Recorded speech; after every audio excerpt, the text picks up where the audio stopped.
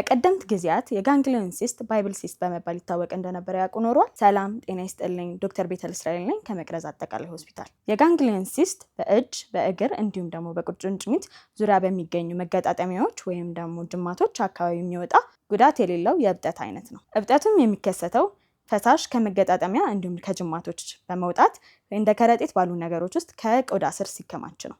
በቀደምት ጊዜያት ሰዎች እብጠቱን የሚያክሙበት ዘዴ ከበድ ያሉ መጽሐፍቶችን በመጠቀም እብጠቱን በኃይል በመምታት እንዲፈርጥ በማድረግ ነበር። ይህ ዘዴ አሁን ላለንበት የሕክምና ልህቀት የሚመከር አይደለም። ምክንያቱም በእብጠቱ ዙሪያ የሚገኙ ህዋሳትን እንዲሁም ደግሞ አካላትን ሊጎዳ ስለሚችል ነው። የጋንግሊዮን ሲስት አብዛኛውን ጊዜ ህመም የሌለው ሲሆን ሕክምናም አያስፈልገውም።